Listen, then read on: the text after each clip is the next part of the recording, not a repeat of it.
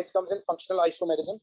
Please understand that in a functional isomer, the nature of the functional group is changed. For example, OH belongs to alcohol, right? What I'm gonna do is pick up this O and move it such that in the alcohol, which was previously like this,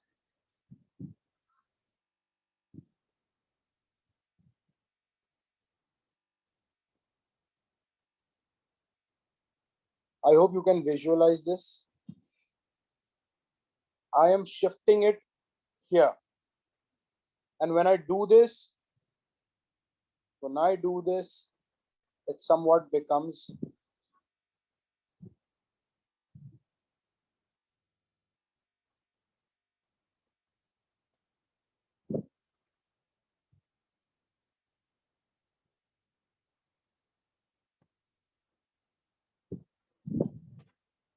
ये बात समझ में आती है. This is the ether functional group.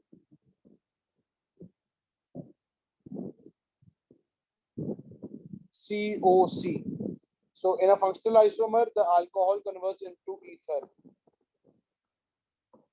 The propanol CHO group is shifted towards the right such that it comes in between two other carbon atoms.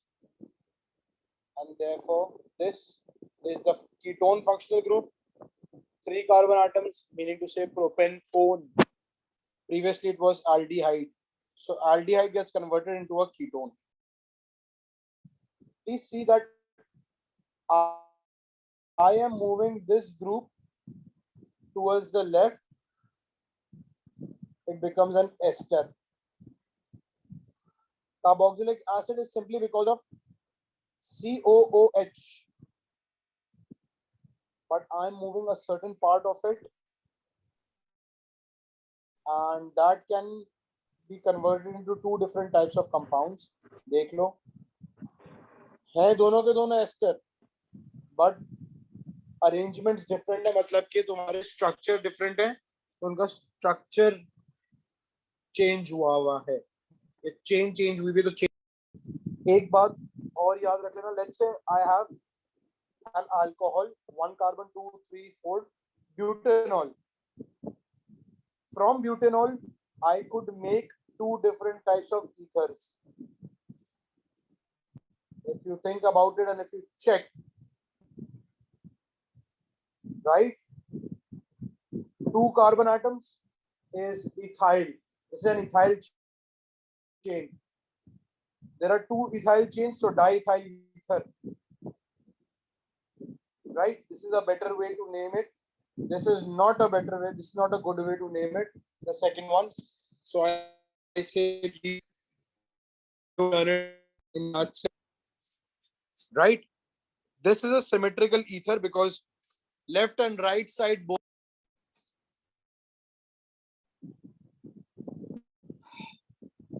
This is an unsymmetrical ether. Please understand that this is a methyl part. This is a propyl part. I'm writing it in alphabetical order. So methyl propyl ether. Now you need to understand that it is an unsymmetrical ether simply because the right and left sides are. Now the arrangement of atom in space is called stereoisomerism. You need to learn this definition. They ask you for it. Geometrical isomerism can only be possible in alkenes. So before I move on, one more thing. One more type of functional isomer is an alkene can be converted into a cycloalkane. It's not mentioned here. Let's say I have an alkene of 4 carbon atoms.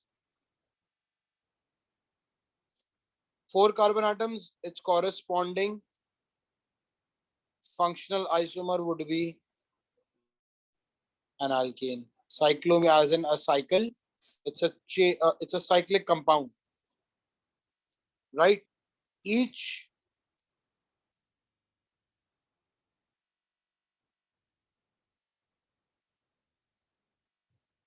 each point represents a carbon atom.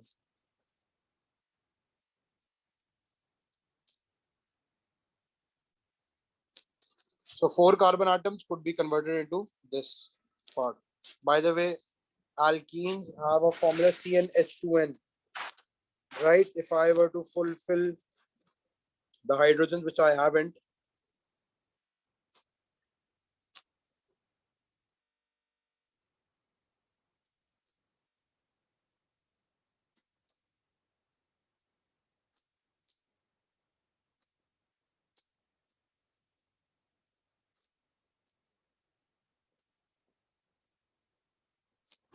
if you check this, if you count it, there are 4 carbon atoms and there are 8 hydrogen atoms, and therefore it's an alkene.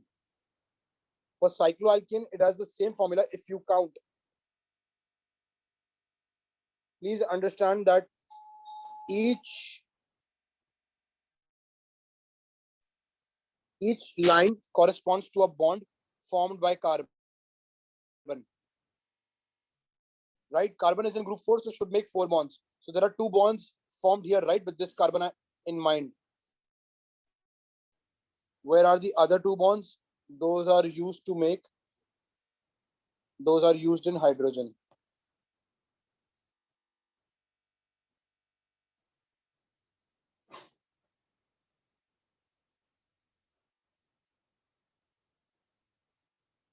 So C4H8.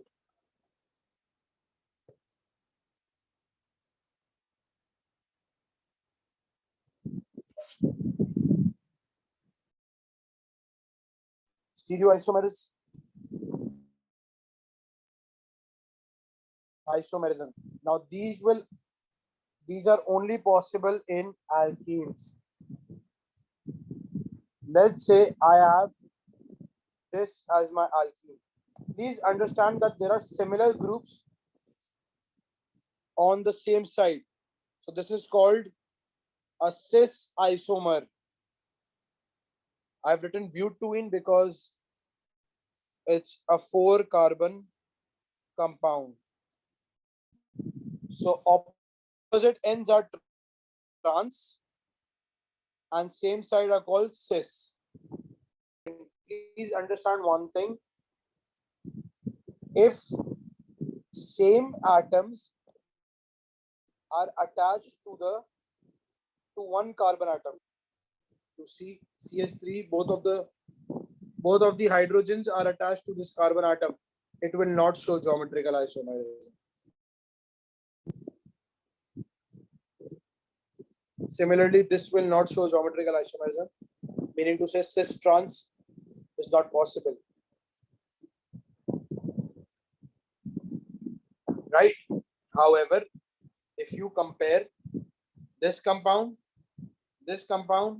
and this compound, they're all isomers to one another, structural isomers, but not geometrical isomers. Only these two are geometrical isomers to one another. This and this, the ones in black. Next condition, please understand that there can be cases when 4 different groups are attached to carbon atoms. In this case, what you're going to do is check out the MR of each group. Right? You compare this group with this group.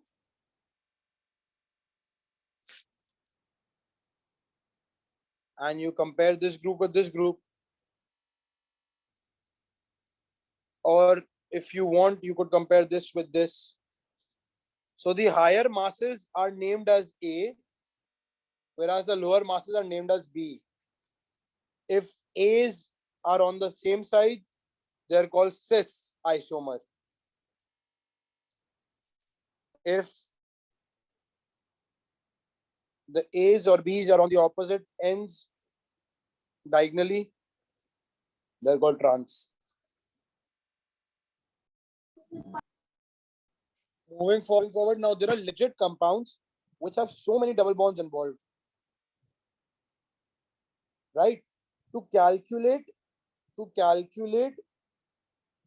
their number of cis and trans isomers, we make use of the formula 2 to the power n formula, where n is the number of double bonds. You see, this would form a cis and a trans. This would also form a cis and a trans,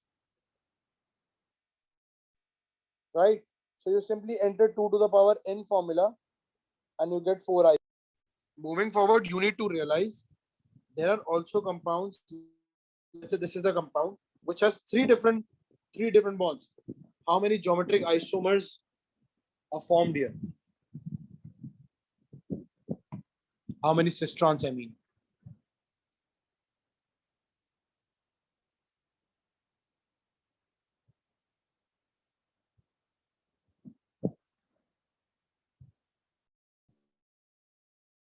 Acha. Moving forward, if I were to ask you how many cis trans are possible from this chain, what would you have said? 2 to the power 3, right?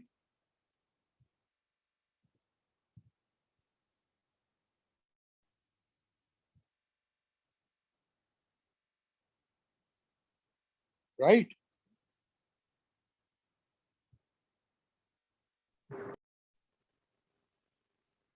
2 to the power 3 won't be applied here because of the fact that, sorry, not this one. This is here.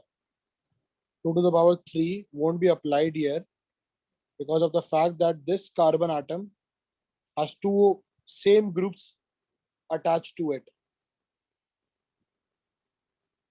So this won't form a cis trans isomer. However, this will form a cis trans. This will form a cis trans.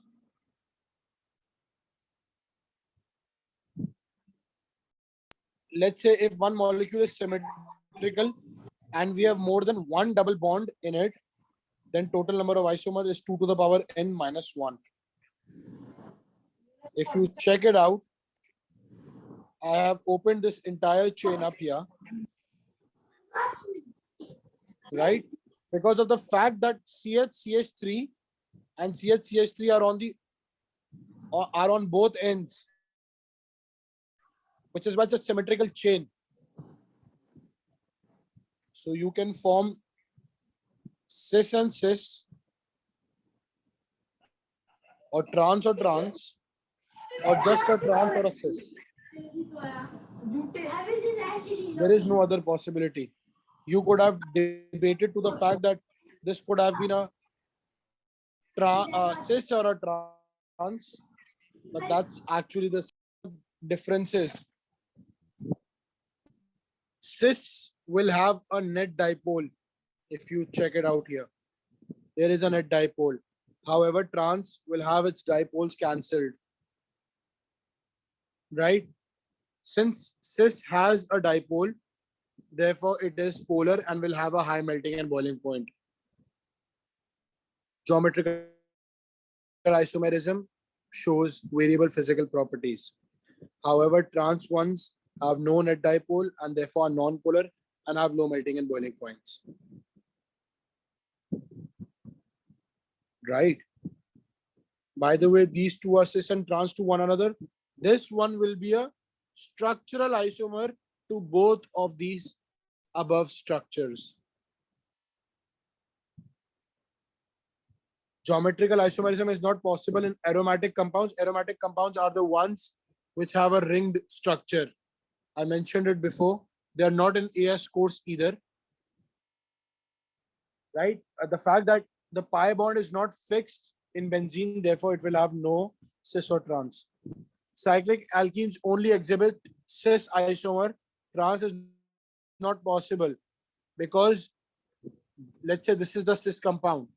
If I were to move this hydrogen towards here to make a cis, don't you think it is repelling off with the already made bond here? And therefore, this repulsion breaks away the compound, and therefore they do not prefer trans molecules. Geometrical isomerism is also possible in skeletal structures. So you see these are cis compounds, these are trans ones. Geometrical isomerism is also possible in single bonded compounds, also in cyclic compounds. By the way, about single bonded compounds, there's a new type of we called isomer. When a carbon has 4 different groups attached to it, it becomes a chiral carbon atom and therefore will show optical isomerism. Meaning to say, when light is passed through this solution of compound, this compound starts to deviate light, rotate light. And once it comes out of this chiral carbon solution, light will start traveling in 2 different directions. So these, one is my dextrorotatory, one is my levorotatory isomer. Both are called enantiomers.